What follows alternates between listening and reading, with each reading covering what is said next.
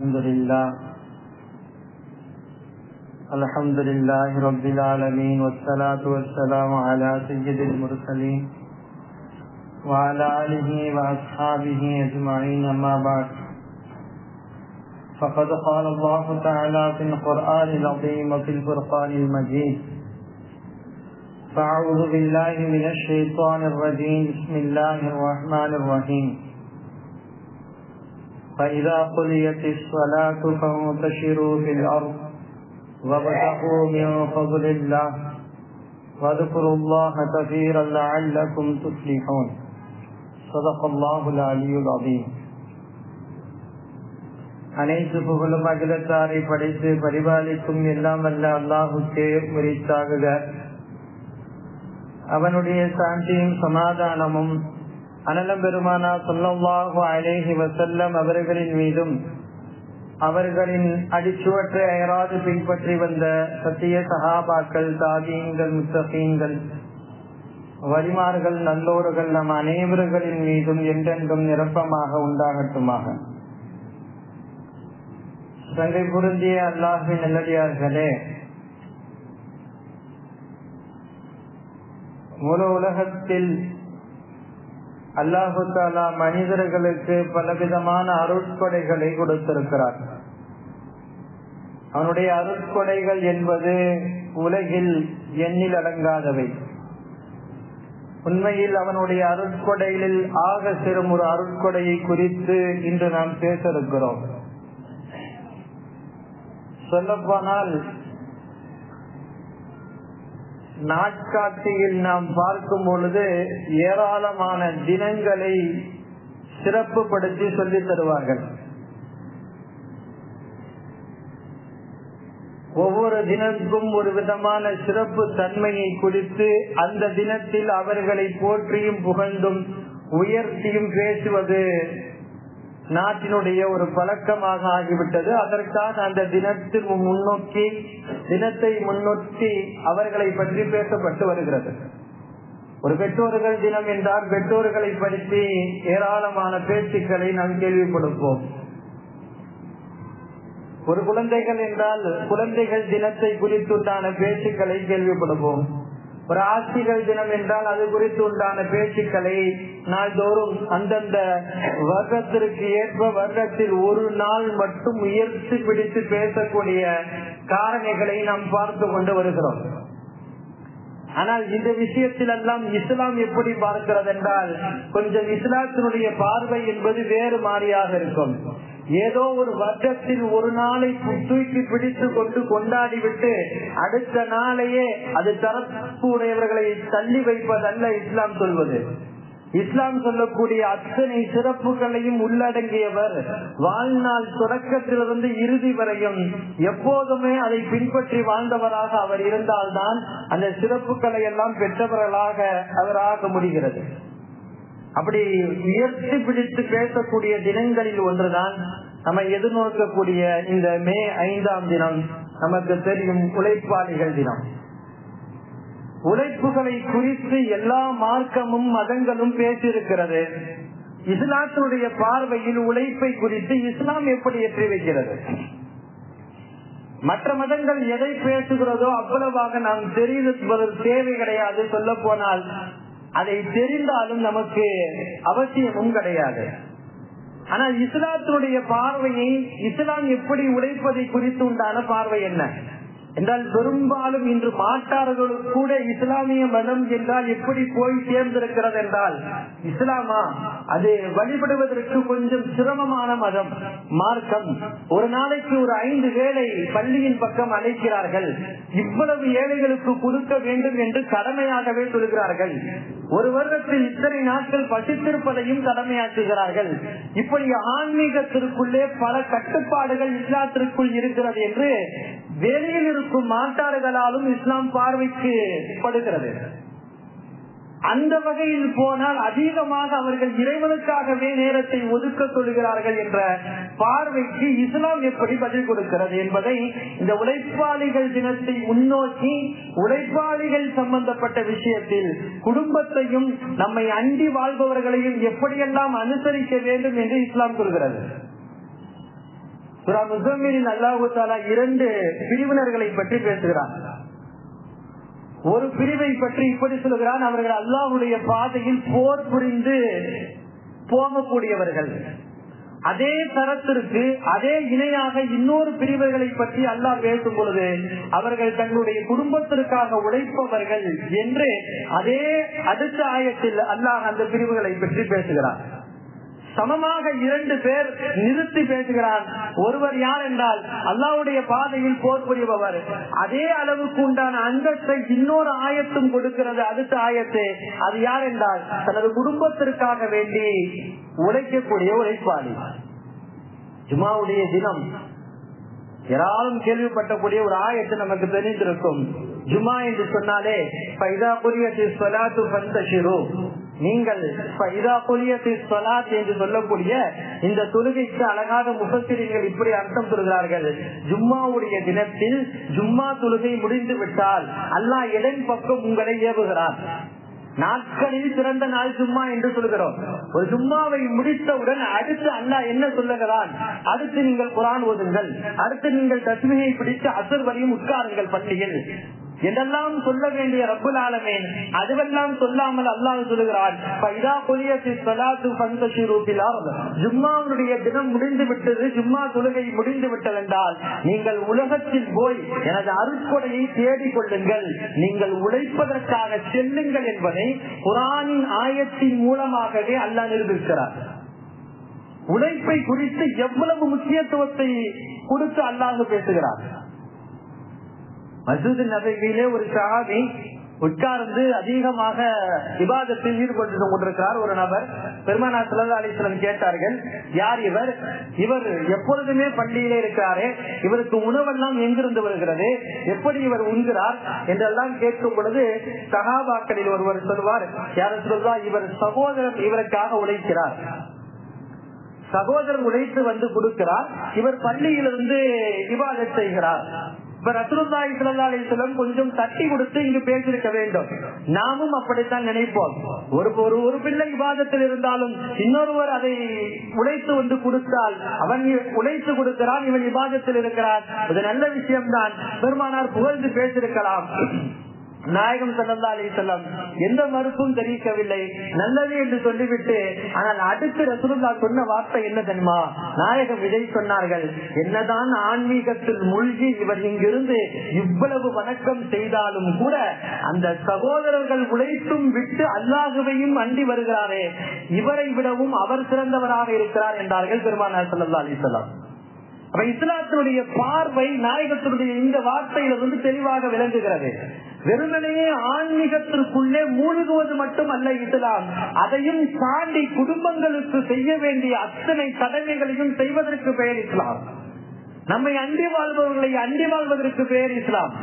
ரசூலுல்லாஹி ஸல்லல்லாஹு அலைஹி வஸல்லம் பல கட்டங்களில் இஸ்லாத்தின் மீது ஆன்மீகத்திலே மூழ்கி கிடப்பதை நாயகம் இது போன்ற ரீதியிலே தடையும் செய்திருக்கிறார்கள். ரசூலுல்லாஹி ஸல்லல்லாஹு அலைஹி வஸல்லம் யார் யாருக்கு எவ்வளவு மதிப்பளிக்க வேண்டும், எந்தெந்த இபாதத்துகளை எப்படியெல்லாம் செய்ய வேண்டும் என்றெல்லாம் வரையறை கொடுத்திருக்கிறார்களோ அதை அப்படி செய்தால்தான் இஸ்லாம் அதை வரவேற்கிறது. சில பேர்கள் சுவனத்தை விட்டு மறுமையிலே தடுத்து நிப்பாட்டப்படுவார்கள், அவர்கள் எல்லாம் சுவனத்திற்கு போகக்கூடாது என்று. நாயகத்தினுடைய ஒரு ஹதீஸ் இப்படி சொல்லி தருகிறது, என்னவென்றால், யார் நல்ல முறையிலே வியாபாரம் செய்கிறார்களோ, யாரையும் ஏமாற்றாமல் பொய் சொல்லாமல் நாளைக்கு சுவனத்திற்கு அவர்கள் போகும் பொழுது அவர்களுக்கு தடை செய்யக்கூடிய எதையுமே அல்லாஹ் கொண்டு வந்து நிறுத்த மாட்டான். ஏதாவது அது தடை இருந்திருந்தால் அவருடைய தடையும் உடைத்து விடும். என்னவென்றால், இவர் செய்த இந்த நியாயமான வியாபாரம் என்றார்கள் பெருமானார் ஸல்லல்லாஹு அலைஹி வஸல்லம். நாயகம் இந்த ஷரியத்தை ஒரே ஒரு பார்வையிலே ஆன்மீகத்தை மட்டுமே முன்னோக்கி கொண்டு போனது கிடையாது. அப்படி கொண்டு போயிருந்தால் பெருமானாரை திருமணம் முடித்திருக்க மாட்டார்கள். நாயகமும் திருமணம் முடித்து குடும்பத்தையும் பார்த்து அல்லாஹ்வையும் பார்த்து இந்த ஷரியத்தை கொண்டு போகிறார்கள் என்றால் நாம் விளங்க வேண்டும், ஒரேடியாக இந்த இஸ்லாத்தில் ஆன்மீகத்தின் பெயரில் மூழ்குவதையும் நபி ஸல்லல்லாஹு அலைஹி வஸல்லம் வரவேற்கவில்லை. அதே மட்டத்தில் ஒரேடியாக குடும்பம் குடும்பம் என்று கடமைகளை விட்டு விட்டு குடும்பத்தை பார்ப்பதையும் பெருமானார் ஸல்லல்லாஹு அலைஹி வஸல்லம் அவர்கள் நமக்கு சொல்லி தரவில்லை. இரண்டையும் பெருமானார் ஸல்லல்லாஹு அலைஹி வஸல்லம் வலியுறுத்துகிறார்கள். சில நேரங்களில் ஆன்மீகத்தை விடவும் குடும்பங்களை நாயகம் உயர்த்தி பிடித்திருக்கிறார்கள். சஹாபாக்களுடைய பார்வை எல்லாம் பல நேரங்களில் வேறு விதமாக இருக்கும். நாயகத்தினுடைய பார்வை சஹாபாக்களுக்கு அதை ஆச்சரியம் அளிக்க செய்யும். பெருமானார் ஸல்லல்லாஹு அலைஹி வஸல்லம் ஒரு தடவை உட்கார்ந்து கொண்டிருப்பது ஒரு வாலிபர் கடந்து சென்றார். சஹாபாக்கள் எல்லாம் உடன் இருக்கிறார்கள். நல்ல திரகாத்தமான ஒரு வாலிபர், உடல் வாகு பெற்றவர், ராஜாபாகுவான தோற்றம் கொண்டவர் கடந்து போகிறார். சஹாபாக்களுடைய எண்ணம் என்னவென்றால், யா ரசூலுல்லாஹ், இவர் அல்லாஹ்வுடைய பாதையில் போர் புரிந்தால் எப்படி இருக்கும்? இவர் அல்லாஹுக்காக நம்முடன் போருக்கு வந்தால் எப்படி இருக்கும்? எவ்வளவு எதிரிகளை இவர் வீழ்த்தி விடுவார்? இவர் இஸ்லாத்திற்கு எப்படியெல்லாம் நன்மைகளை சேர்ப்பார் என்ற பார்வையில் சஹாபாக்கள் சொன்னார்கள். ரசூலுல்லாஹி ஸல்லல்லாஹு அலைஹி வஸல்லம் அவர்களுடைய பார்வை நாயகம் சொன்னார்கள், இவர் எப்படியோ தெரியாது, ஆனால் இவர் குடும்பத்திற்காக உழைத்தார் என்றால் எப்படி இருக்கும்? இவர் இவருடைய பெற்றோருக்காக வேண்டி ஏதுவாக நடந்து கொண்டால் எப்படி இருக்கும்? இவர் தனக்கு யாரிடமும் தேவையாகாமல் இருப்பதற்காக உழைத்து உண்ணார் என்றால் அதுவும் ஒரு வகையில் அல்லாஹ்வுடைய பாதைதான். அவர் அப்படி இருந்தால் எப்படி இருக்கும் என்று பெருமானாருடைய பார்வை என்பது அப்படி இருந்தது. பெருமானார் ஸல்லல்லாஹு அலைஹி வஸல்லம் இந்த ஷரியத்தில் எப்படியெல்லாம் இபாதத்துகளை வரவேற்றார்களோ அதுடன் சேர்த்து வணிகம் செய்வதையும் வியாபாரம் செய்வதையும் அது நேர்மையாக இருப்பதை குறித்தும் பெருமானார் ஸல்லல்லாஹு அலைஹி வஸல்லம் பேசியிருக்கிறார்கள். உலகத்தை பொறுத்தவரையும் உலக காரியங்கள் ஏதாவது நாம் செய்தால் மறுமைக்கு சம்பந்தப்பட்ட விஷயத்தில் அது உலகத்திலே கிடைத்து விட்டால் அது ஒரு பெரிய சுகம், அது ஒரு சந்தோஷம். ஆனால் அது உலகத்துடன் முடிந்து போகும். உலக காரியங்கள் அனைத்தும் உலகத்துடன் முடிந்து போகும். அதற்கும் மறுமைக்கும் ஒரு சம்பந்தப்படுத்தி பேச முடியாது. ஒரு குர்ஆன் ஓதுகிறோம் என்றால் குர்ஆனுடைய நன்மைகளும் நமக்கு அனைத்தும் மறுமையிலே கிடைக்கும். ஒரு தொழுகிறோம் என்றால் அதனுடைய நன்மைகளை நாம் மறுமையிலே எதிர்பார்ப்போம். ஏதாவது ஒரு உலக காரியங்கள் உலகத்திலே நாம் செய்கிறோம், ஆனால் மறுமை வரையும் அது உயர்ந்த அந்தஸ்தை கொண்டு போய் விடுகிறது என்றால் நாம் ஹதீசுகளில் காண கிடைப்பது என்பது இதுதான். நல்ல முறையிலே வணிகம் செய்யக்கூடிய வியாபாரி நாளை அந்தஸ்து அவர் உயர்த்தப்படுகிறார். எவ்வளவு உயர்த்தப்படுகிறார் என்றால் நாயகம் சொன்னார்கள், அத்தாஜிரு சதூகுல் அமீன் மஅன் நபிய்யீன வஸ்ஸித்தீகீன். உலகத்தில் நேர்மையாக வியாபாரம் செய்யக்கூடிய வியாபாரியின் அந்தஸ்து நாளை மறுமை அவர் நபிமார்களுடன் இருப்பார், அவர் சித்தீக்குகளோடு இருப்பார். நபிமார்களுடன் சித்தீக்குடன் இருப்பதற்கு உலகத்தில் அல்லாஹ் அல்லாஹ் என்று சொல்லி அவர் மரணிக்கவில்லை. அதையும் தாண்டி குடும்பங்களை அனுசரித்து வாழ்ந்து அந்த குடும்பங்களுக்கு தேவையானதை எல்லாம் தன் உழைப்பின் மூலம், தன் நல்ல நேர்மையான உழைப்பின் மூலம் எடுத்து கொடுத்ததின் காரணமாக நபிமார்களுடன் இருக்கக்கூடிய பாக்கியத்தை அல்லாஹ் அவர்களுக்கு கொடுக்கிறார். உலகத்தின் உச்சகட்ட மறுமையினுடைய அந்தஸ்துக்கு ரசூலுல்லாஹி ஸல்லல்லாஹு அலைஹி வஸல்லம் முகவரி சொன்னது பெரும் இபாதத்தை சொல்லி இந்த இபாதத்திற்குள்ளாம் வாருங்கள் என்னுடன் இருங்கள் என்று நாயகம் ஆட்காட்டவில்லை. பெருமானார் ஸல்லல்லாஹு அலைஹி வஸல்லம் உலகத்தின் நேர்மையாக நீங்கள் இபாதத் செய்யுங்கள், மறுமையில் என்னுடன் நீங்கள் இருக்கலாம் என்று அடையாளப்படுத்தி பேசுகிறார்கள். வியாபாரத்தையும் உழைப்பையும் கொடுத்து இஸ்லாத்தை போல வேறு எந்த இவ்வளவு பேசியதா என்று நம்மால் சொல்ல முடியாது. என்றால் எந்த மதங்களும் பேசினாலும் கூட அது உலக ரீதியாக பேசலாம். எல்லா மதங்களும் கூட மார்க்கத்தின் பார்வையில் இறைவனின் பாதையில் வந்தால் அவருடைய மார்க்கத்திற்கும் மதத்திற்கும் தோதுவாகத்தான் அதை எடுத்துக் கொண்டு போவார்கள். ஆனால் இஸ்லாம் மட்டும்தான் வாழ்வியலுக்குள்ளே வணக்கவியலையும் கொண்டு வந்து நிறுத்துகிறது. ஷரியத்தினுடைய சட்டம் மட்டும்தான் எப்படி என்றால் ஷரியத்தினுடைய வாழ்வியலை அத்தனையும் எடுத்து பார்த்தால், வணக்கவியலை அத்தனையும் எடுத்து பார்த்தால் அதற்குள் மனிதனுடைய வாழ்வியல் அடங்கியிருக்கும். இப்படியெல்லாம் அவன் வாழ்ந்தாலே போதும் அவன் ஷரியத்துடைய மறுமையினுடைய அந்தஸ்துகளை பெற்றுக் கொள்வான் என்பதை நாயகம் ஸல்லல்லாஹு அலைஹி வஸல்லம் ஹதீசுகளின் மூலமாக காண கிடைக்கிறது. ஜாபி நாயகமிடம் வந்து இப்படி கேட்டார், யா ரசூலுல்லாஹ், 2 தந்தை இருக்கிறார், இந்த 2 தந்தையில் யார் சிறந்த தந்தை எங்களுக்கு சொல்லுங்கள். ஒரு தந்தை அவர் வாழக்கூடிய வாழ்க்கையிலே முழுக்க சம்பாத்தியத்தை சம்பாதித்து விட்டு அவர் அதை செலவழித்து மரண தருவாயில் வாரிசுகளுக்கு எதுவும் விட்டு வைக்காமல் மௌத்தாகிவிட்டார். இன்னொரு பெற்றோர் இருக்கிறார். அவர் தானும் நல்ல முறையிலே வாழ்ந்து தனது வாரிசுகளுக்கும் ஏதோ சேகரித்து விட்டு சென்றிருக்கிறார். நாயகமே, இந்த 2 பெற்றோர்களில் யார் சிறந்தவர்கள்? ரசூலுல்லாஹி ஸல்லல்லாஹு அலைஹி வஸல்லம் சொன்னார்கள், தனது வாரிசுகளுக்கு சேமித்து வைத்து சென்றாரே அந்த தந்தை தான் ஆக சிறந்த தந்தை என்றார்கள் பெருமானார் ஸல்லல்லாஹு அலைஹி வஸல்லம்.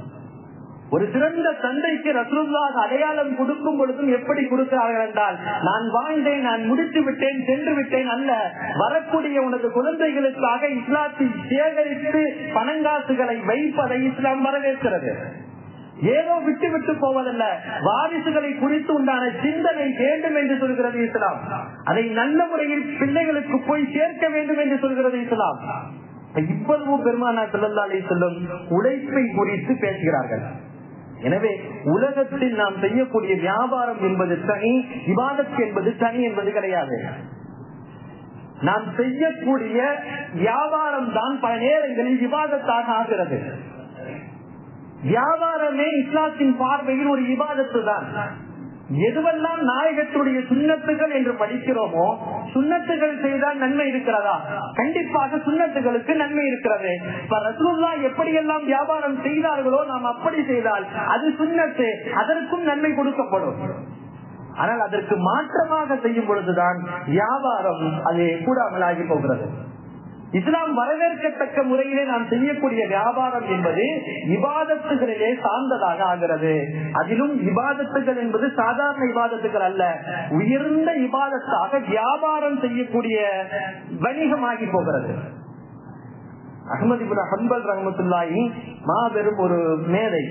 சொல்ல போனால் 4 மதுஹபுகளில் மிகப்பெரிய மதுஹபினுடைய இமாம். அந்த காலத்தில் அஹ்மத் இப்னு ஹம்பல் ரஹ்மத்துல்லாஹை பற்றி தெரியாதவர்கள் கிடையாது. இஸ்லாத்திற்காக ஏராளமான தியாகம் செய்திருக்கிறார்கள், ஏராளமான கிதாபுகளை எழுதியிருக்கிறார்கள். ஒரு மனிதன் ஜீவித்த காலத்தில் இவ்வளவு மார்க்க சட்டங்களை சொல்ல முடியுமா, எழுத முடியுமா என்று சிந்திக்க முடியாத அளவுக்கு இந்த இஸ்லாத்திற்காக வாழ்நாட்களை அர்ப்பணித்திருக்கிறார்கள். அந்த காலத்தில் வாழ்ந்த அதே சமகாலத்தில் வாழ்ந்த பிஷுல் ஆபித் என்று சொல்லக்கூடிய பெரிய வணக்கசாலி. அந்த வணக்கசாலிக்கு ஒரு நீண்ட நாள் ஆசை என்னவென்றால் அஹ்மத் இப்னு ஹம்பல் ரஹ்மத்துல்லாஹி காண வேண்டும் என்ற ஆசை. ஒரு தருணம் கிட்டியது. அவர்கள் வீட்டில் போய் பார்க்க வேண்டாம் என்றெல்லாம் நினைத்து செய்தியும் சொல்லப்பட்டு அங்கு போவதற்கு தயாராகி கொண்டிருக்கிறார்கள். பிஷுல் ஆபித் என்ற இவர்களும் கூட வணக்கசாலையில் உச்சகட்டம். அவருடைய குடும்பமே பார்க்க போனால் முழுக்க முழுக்க ஆன்மீகத்தில் மூழ்கியவர்களாக இருப்பார்கள். அப்படி வந்த குடும்பம் தான் பிஷுல் ஆபிதுடைய அவர்களுடைய குடும்பம். சிறிதாக நாம் விளங்க வேண்டும் என்றால் அவருடைய சகோதரியை பற்றி இப்படி எழுதுகிறார்கள். ஒரு தடவை வீட்டிற்கு வெளியே ஊசியிலே நூல் கொடுத்திருந்தார்கள், வெளிச்சம். அப்போது அந்த காலத்திலே அந்த விளக்கு வெளிச்சத்தில் ஊசியிலே நூல் கொடுத்திருக்கும் பொழுது வீரண்டு எண்ணெய் இல்லாமல் அந்த விளக்கு அணைந்து விட்டது. வாசலிலிருந்து பொறுத்து கொண்டிருந்த அந்த சமயம் விளக்கு அணைந்து விட்டதை என்ன செய்யணும் தெரியாமல் இருக்கக்கூடிய அந்த நேரத்தில் தெருக்களில் ஒருவர் விளக்கை பிடித்துக் கொண்டு போனார். போகக்கூடிய அந்த விளக்கினுடைய வெளிச்சத்தினால் அந்த ஊசியில் நூலை பொறுத்து விட்டார்கள். அது முடிந்து விட்டது. அதன் மூலமாக பலவிதமான சட்டைகளும் பல தையல்களும் போட்டு பலதை அவர்கள் உருவாக்கி வைத்திருக்கிறார்கள். திடீரென்று ஒரு நாளில் அவர்களுக்கு இப்பொழுது ஒரு ஞாபகம் வருகிறது, நாம் இதை இவ்வளவு சட்டை இவ்வளவு சேமித்து வைத்து இவ்வளவை உருவாக்கி விட்டோம், ஆனால் இதுவெல்லாம் உருவாக்குவதற்கு பின்னால் என்ன இருந்தது? இமாமிடம் விளக்கம் கேட்டு போகிறார்கள். என்னவென்றால், நான் எனது வீட்டில் வெளிச்சத்தை வைத்துதான் நான் நூலை கொடுத்தேன், ஆனால் எனது வீட்டின் வெளிச்சம் அணைந்த பிறகு வேறொருடைய விளக்கின் வெளிச்சத்தினால் இதை நான் கொடுத்து விட்டேன். கொடுக்கப்பட்ட இந்த ஊசியின் நூலால் தான் இத்தனையும் தயாரிக்கப்பட்டிருக்கிறது. எனக்கு இது கூடுமா கூடாதா என்று சட்டம் சொல்லுங்கள். ஏனென்றால் வெளிச்சம் எனது வெளிச்சம் இல்லை, தெருவில் போனவனுடைய வெளிச்சத்தினால் இது தயாரிக்கப்பட்டிருக்கிறது. உச்சகட்ட பேரத்தில் வந்த அந்த பிஷுல் ஆபித் எப்படி இருப்பார்கள்? இவர்களுடைய சிந்தனை என்னன்னா, நான் அஹ்மத் இப்னு ஹம்பல் ரஹ்மத்துல்லாஹி பார்க்க போகிறேன், அவர் பெரிய மார்க்க அறிஞர், அவர் பல கிதாபுகளை ஆராய்ந்து கொண்டிருப்பார், பல பேர்களுக்கு பாடம் நடத்தி கொண்டிருப்பார், பல நல்லவர்களை உருவாக்கி கொண்டிருப்பார் என்றெல்லாம் யோசனையில் போகிறார்கள். எப்படி அவர் நமக்கு நேரம் கொடுத்தாலோ தெரியவில்லையே என்றெல்லாம் யோசனையில் போய் பார்த்தால் வீட்டில் குழந்தைகளுடன் அஹ்மத் இப்னு ஹம்பல் ரஹ்மத்துல்லாஹி விளையாண்டு கொண்டிருக்கிறார்கள். பார்த்தவர் அசந்து போய்விட்டார். இவருக்கு பின்னால் பெரும் சீடர்களுடைய கூட்டம் இருக்கும் என்று நினைத்து வந்தோம். இவர்கள் ஏதாவது ஒரு முக்கிய காரியங்களில் ஈடுபட்டிருப்பார் என்று நினைத்தோம். ஆனால் சிறுபிள்ளைகளுடன் குழந்தையுடன் இப்படி விளையாண்டு கொண்டிருக்கிறாரே என்று ஒரு ஆச்சரியம். இருந்தாலும் வந்த நோக்கத்திற்கு சில கேள்விகள் கேட்டுவிட்டு உரையாடி விட்டு போகலாம் என்று நினைக்கும் பொழுது அந்த எண்ணம் போக விடவில்லை. கேட்டுவிட்டார்கள், நீங்கள் இவ்வளவு பெரிய இமாமாக இருக்கிறீர்கள், அல்லாஹ் உங்களுக்கு பெரிய அந்தஸ்தை கொடுத்திருக்கிறார். ஆனால் இந்த குழந்தை, ஏனென்றால் பிஷுல் ஆபித் என்ற அவர்கள் என்பவர்கள், அவர்களுக்கு மனைவி கிடையாது, மக்கள் கிடையாது. முழுக்க முழுக்க அல்லாஹ்வே தன் பக்கம் ஈர்க்க வேண்டும் என்பதற்காக நிக்காஹ் கூட செய்து முடிக்கவில்லை. முழுக்க முழுக்க இபாதத்துகளின் வாழ்க்கையை கழித்தவர் என்றால் அவர்களுடைய அந்த பார்வையில் அவர் சொல்கிறார், அல்லாஹ் தஆலா இது போல உங்களுக்கு மனைவி குழந்தைகள் எல்லாம் கொடுக்காமல் இருந்தால் இப்போ நீங்கள் இருக்கும் அந்தஸ்தை விடவும் அல்லாஹ்வை இன்னும் நெருங்கி இருக்கலாம் என்று நான் நினைக்கிறேன் என்று சொன்னார். அப்ப அஹ்மது இப்னு ஹம்பல் ரஹ்மத்துல்லாஹி கேட்டார்கள், சரி நீங்கள் அல்லாஹ்வை நினைவதற்கும் அல்லாஹ்வை நெருங்குவதற்கும் எதுவெல்லாம் உங்களுக்கு ஏதுவாக இருக்கும் என்று நினைக்கிறீர்கள்? சொன்னார்கள், எல்லாம் சொல்வது இதுதான், கடமையான தொழுகைக்கு அப்பால் நஃபிலான இபாதத்துகளின் மூலமாக அல்லாஹ்வுடைய நெருக்கம் கிடைக்கும். இதுதான் ஹதீஸுடைய பொது சட்டம். அல்லாஹ்வை நெருங்குவதற்குரிய காரணங்கள் என்றெல்லாம் பார்க்க போனால் இபாதத்துகளில் நஃபிலான இபாதத்துகளை எடுத்து சொல்வார்கள், நஃபிலான நோன்பு நோற்றுங்கள் என்று சொல்வார்கள், நஃபிலான உம்ரா செய்யுங்கள் என்றெல்லாம் சொல்வார்கள். இதுவெல்லாம் அல்லாஹ்வை நெருங்குவதற்குண்டான வணக்கங்கள் என்று சொல்வார்கள். அதைத்தான் அவரும் சொன்னார். அஹ்மது இப்னு ஹம்பல் ரஹ்மத்துல்லாஹி சொன்னார்கள், நீங்கள் சொன்ன இந்த அத்தனை நசிவான அமல்களையும் விட ஒரு சிறந்த அமலை உங்களுக்கு சொல்லித்தரவா என்று கேட்டுவிட்டு, ஆம் சொல்லித்தார்கள், கண்டிப்பாக நான் செய்ய முற்பட்டு வருகிறேன் என்று சொன்னவர்களுக்கு சொன்னார்கள், உங்கள் பிள்ளை ஒரு நேரம் பசித்திருந்து அந்த பிள்ளையின் பசிப்பை ஆற்றுவதற்காக புசிப்பதற்காக நீங்கள் ஏதாவது நல்ல உழைப்பினால் உழைத்து வந்து அந்த பிள்ளையின் பசியை போக்கிறீர்களே, இது நீங்கள் செய்யக்கூடிய 1000 நாள் நஃபிலான இபாதத்துகளை விட அல்லாஹ்வுக்கு ஏற்றமானது. ஏன் இது அல்லாஹ்வுக்கு அவ்வளவு ஏற்றமானது என்று உங்களுக்கு தெரிகிறதா? அல்லாஹ் தஆலா பசித்தவர்களுக்கு கொடுக்க வேண்டும் என்று மட்டும் சொல்லவில்லை, கொடுக்கக்கூடிய நீங்கள் நல்ல முறையில் சம்பாதித்து கொடுத்தீர்கள் என்றால் உங்கள் இபாதத்துகளை எல்லாம் விடவும் அல்லாஹ்விடத்தில் இதுதான் ஏற்றமாக இருக்கும் என்றார்கள் அஹ்மது இப்னு ஹம்பல் ரஹ்மத்துல்லாஹி அலைஹி. நம்முடைய சம்பாத்தியம் என்பது ஷரியத்துக்கு உட்பட்டு இருந்தால் கண்டிப்பாக இஸ்லாம் அதை வரவேற்கிறது அல்ல. இஸ்லாம் பரவியதற்கும் அதுதான் வரலாற்றில் காரணமாக அமைந்திருக்கிறது. பல நாடுகளுக்கெல்லாம் இஸ்லாம் போனது என்று படிக்கிறோம், பல்வேறு நாடுகளில் இஸ்லாம் பரவியது என்று வரலாற்றில் படிக்கிறோம். இதுவெல்லாம் எப்படி போனது, எப்படி பரவியது? இஸ்லாத்தை பரப்புவதற்காகவே பல பேர்கள் இங்கிருந்து புறப்பட்டு போய் பரப்பினார்களா? அப்படி யாரும் இஸ்லாத்தை பரப்பவில்லை. பெருமானார் ஸல்லல்லாஹு அலைஹி வஸல்லம் இருந்த இடத்தில் தான் உழைப்பு செய்தார்கள். பின்னால் அல்லாஹ்வுடைய ஆணைக்கு பிறகுதான் மதீனாவுக்கு போனார்கள். மதீனாவுக்கு போய் நாயகம் சொன்ன அந்த இபாதத்திற்குள்ளே ஈர்க்கப்பட்டவர்களாக சஹாபாக்கள் இஸ்லாத்திற்கு வரவில்லை. இதெல்லாம் நாங்க தொழுக சொல்றோம், இதெல்லாம் நோன்பு நோக்க சொல்றோம், இப்படி எல்லாம் இஸ்லாத்துல இருக்கிறது, நீங்கள் வாருங்கள் என்று ரசூலுல்லாஹ் சொல்லவில்லை. முழுக்க முழுக்க இஸ்லாத்திற்கு ஈர்க்கப்பட்டதற்கெல்லாம் அடிப்படை காரணமாக எழுதுவது ஒன்றுதான். அந்த சஹாபாக்களுடைய நாயகத்தினுடைய வியாபாரத்தை பார்த்தார்கள். பெருமானார் பழகும் முறைகளை பார்த்தார்கள். அந்த பழகும் முறைகளையும் நாயகத்தினுடைய வியாபாரத்தையும் பார்த்துதான் ஈர்க்கப்பட்டார்கள். சஹாபாக்கள் ஆங்காங்கே வியாபாரத்திற்காக போவார்கள். அந்த வியாபாரத்தில் இருந்த நேர்மையை பார்த்தவர்கள் இஸ்லாத்தின் பக்கம் வருகிறார்கள். இஸ்லாம் இவ்வளவு நேர்மையாக இருக்க சொல்கிறதா? உமர் ரலியல்லாஹு சொல்வார்களாம், இந்த மதீனத்தின் கடை வீதிகளில், மதீனாவின் வீதிகளில் யாராவது கடை போட வேண்டும் என்றால் ஷரியத்தின் முறைப்படி யார் வியாபாரம் செய்ய தெரிந்திருக்கிறார்களோ அவர்கள் மட்டும்தான் மதீனாவில் கடை போட வேண்டும். ஷரியத் முறைப்படி வியாபாரம் செய்ய தெரியாதவர் யாரும் இங்கு கடை போடுவதற்கு அனுமதி இல்லை என்றே சொல்வார்களாம். ஏனென்றால் ஷரியத்து வேறு, வணிகம் வேறு என்று உமர் ரலியல்லாஹு பார்க்கவில்லை. வணிகமும் ஷரியத்தும் என்று ஒன்றுதான். எப்போது வணிகத்தை ஷரியத்திற்குள்ளே நாம் பார்க்கிறோமோ அப்போதுதான் நமது வணிகமும் சரியாகும், நமது ஷரியத்தும் சரியாகும் என்றார்கள் பெருமானார் ஸல்லல்லாஹு அலைஹி வஸல்லம். இபாதத்துகளில் குறை என்றால் நாயகம் சிரித்திருக்கிறார்கள். அதுபோல வியாபாரத்தில் குறை என்றாலும் கூட பெருமானார் தான் சரி செய்திருக்கிறார்கள். ஒரு சஹாபி தொழுக வந்தார், தொழுதார். ரசூலுல்லாஹ் சொன்னாங்க, நீங்க சரியா தொழுகல, மறுபடியும் தொழுங்க. மறுபடியும் சொல்லுதார். மறுபடியும் சொன்னாங்க மறுபடியும் சொல்லுங்க, தொழுக தெரியல. 3 முறை தொழுதார். 4வது நாயகத்திடமே கேட்டார், யாரும் சொல்லா எனக்கு எப்படி தொழுகணும்னு தெரியல, சொல்லித்தாங்க. நாயகம் சொல்லிக் கொடுத்தார்கள். இது மட்டும் அல்ல வரலாறு. இதையும் தாண்டி பெருமானார் ஸல்லல்லாஹு அலைஹி வஸல்லம் மதீனாவின் கடைவீதிகளில் வீரண்ட ரசூலுல்லாஹ் உள்ளே வருவார்களாம். சஹாபாக்கள் செய்த வியாபாரத்தை எல்லாம் கண்ணோட்டம் விடுவார்களாம். ஒரு தடவை ஒருவர் கோதுமையை குவியல் புயலாக போட்டு வித்துக் கொண்டிருந்தார். வந்த பெருமானார் ஸல்லல்லாஹு அலைஹி வஸல்லம் என்ன இது கேட்டார்கள். ரசூலுல்லாஹ் கோதுமை இந்த விலை என்று சொன்னார். நாயகம் திடீரென்று அந்த குவியலுக்குள் கைவிட்டு எடுத்தார்கள். எடுத்தால் மேலே வைக்கப்பட்டிருக்க கோதுமை என்பது காய்ந்த கோதுமையாக இருக்கிறது. உள்ளே கைவிட்டு எடுக்கும் பொழுது ஈரமான கோதுமை வருகிறது. பெருமானார் ஸல்லல்லாஹு அலைஹி வஸல்லம் இது என்ன என்று கேட்டார்கள். ஆச்சரியப்பட்டு பதறி போய் இந்த சஹாபி என்ன சொல்வதென்றே தெரியாமல் சொன்னார், இல்லை நேற்றிரவு மழை பெய்தது என்பதற்காக வேண்டி காய வைப்பதற்காக வைத்திருக்கிறேன். நாயகம் அடுத்தும் கேட்டார்கள், காய வைக்கிறது என்றால் ஈரமான கோதுமையை நீங்கள் வெளிப்பகுதியில் போட்டிருக்க வேண்டும், காய்ந்த கோதுமை உள்பகுதியில் இருக்க வேண்டும். ஆனால் உள்பகுதியில் ஈரமான கோதுமை இருக்கிறதே, நீங்கள் ஏமாற்றுகிறீர்களா என்றார்கள் நாயகம் ஸல்லல்லாஹு அலைஹி வஸல்லம். சொல்லிவிட்டு பெருமானார் அத்தனை கடைவீதியிலே இருப்பவர்களையும் அவர்களுடைய கவனத்தை ஈர்த்து நாயகம் அங்கு சொன்ன வார்த்தைதான், யார் இது போன்று ஏமாற்றுவதற்கு முன்வருகிறாரோ அவர் இஸ்லாத்தை சார்ந்தவரே கிடையாது. இஸ்லாத்தில் அவர் இல்லை என்று ரசூலுல்லாஹ் சொல்வதற்கு அவர் தொழுகை இல்லை என்று சொல்லவில்லை, அவர் நோன்பு நோக்கவில்லை என்று சொல்லவில்லை, அவர் பணம் காசுகள் இருந்தும் ஜகாத் கொடுக்கவில்லை, ஹஜ் செய்யவில்லை என்று சொல்லவில்லை.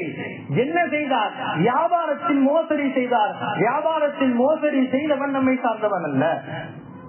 பெருமானா ஷரியத்தை நாயகத்தினுடைய பார்வை எப்படி இருக்கிறது என்றால், வணிகம் வேறு ஷரியத்தை வேறு என்பது கிடையாது.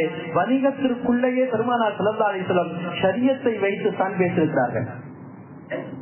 எனவேதான் அப்துல் ரஹ்மான் இப்னு அவுஃப் ரலியல்லாஹு அன்ஹு மிகப்பெரிய பணக்காரர்கள் என்று படிக்கிறோமே, அவர்கள் இவ்வளவு பெரிய பணக்காரர்கள் ஆனாலும் கூட அவருடைய வியாபாரத்தில் இருந்த அந்த நேர்மையும் அவர்கள் இருந்த அந்த தன்மையும் தான் அவர்களை அவ்வளவு உச்சகட்டத்தில் கொண்டு போய் நிறுத்தியது. ஒரு காலத்தில் இருந்தது என்னன்னா, பாய்கடையில வாங்கினா அந்த பொருள் தகுதியாகவும் இருக்கும், மிக குறைவாகவும் இருக்கும். இப்ப வாங்கினால் அந்த பொருள் தகுதியான பொருளாகவும் இருக்காது, விலையும் கூடுதலாக இருக்கும். அப்துல் ரஹ்மான் இப்னு அவுஃப் ரலியல்லாஹு அன்ஹு அவ்வளவு உச்சகட்ட பணக்காரராக ஆனார்கள். வரலாற்றை எடுத்து படித்தால் நமக்கு ஆச்சரியம் அளிக்கும். இன்று உலகத்தில் அப்படி யாருமே கிடையாது. முதலில் மதீனாவுக்கு வரும்போது சொன்னார்களாம், எனக்கு 2 தோட்டம் இருக்கிறது, ஒன்று உங்களுக்கு கொடுக்கிறேன், இன்னொன்று நான் வைக்கிறேன். அப்துல் ரஹ்மான் இப்னு அவுஃப் சொன்னார்கள், எனக்கு தோட்டம் செலவுகளாம் வேண்டாம், கடைவீதி மதீனாவில் எங்க இருக்கிறது என்று காட்டுங்கள். கடைவீதிக்கு விலாசம் கேட்ட போன அப்துல் ரஹ்மான் இப்னு அவுஃப் ரலியல்லாஹுடைய வாழ்க்கையை அல்லாஹ் எப்படி மாற்றினான் என்றால், அவர்கள் செய்த அந்த நேர்மையான வியாபாரத்தின் மூலமாக கடைவீதிக்கு யாரெல்லாம் விலாசம் கேட்டு வருகிறார்களோ அத்தனை பேர்களுக்கும் அப்துல் ரஹ்மான் ரலியல்லாஹு வீட்டை தான் விலாசமாக சொல்லப்பட்டதாம். அன்றே அவர்கள் கொடுத்த மகர் என்பது பெரிய பேரித்த மரத்தினுடைய கொட்டையை தங்கமாக கொடுத்தார்கள். இன்று இந்த காலத்திலே தங்க கட்டையே பெருசா பேசுறோம். அன்று அவர்கள் கொடுத்தது அவ்வளவு என்றால் எவ்வளவு பெரிய பணக்காரர்களாக அவர்களை அல்லாஹ் ஆக்கினான். இதற்கெல்லாம் பின்னணியில் அவர்கள் என்ன சொன்னார்கள்? வியாபாரிகளுக்கும் வணிகர்களுக்கும் அப்துல் ரஹ்மான் இப்னு அவுஃப் ரலியல்லாஹு அன்ஹு 3 ரகசியங்களை சொல்லித் தருகிறார்கள். நமக்கு தெரிந்திருக்கலாம், ஆனால் அது நம் நடைமுறையிலே கொண்டு வர வேண்டும். சொன்னார்கள், 1, நீங்கள் எந்த பொருளையும் விலை கூட்டி விற்கார்கள், விலை குறைத்து கொடுங்கள். அதே நேரத்தில் விலை கொடுத்து குறைத்து கொடுப்பதினால் பொருளை நீங்கள் தரம் குறைத்து கொடுத்து வருகிறார்கள். தரமான பொருளையும் கொடுங்கள், விலையும் கம்மியாக கொடுங்கள்.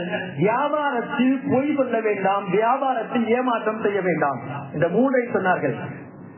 நீங்கள் கொடுக்கக்கூடிய பொருட்கள் என்பது தரமான பொருளாக இருக்க வேண்டும், அதே நேரத்தில் அதை குறைத்து கொடுக்க வேண்டும். 3வது, அந்த வியாபாரத்தில் ஏமாற்றுதல் போய் இருக்கக்கூடாது.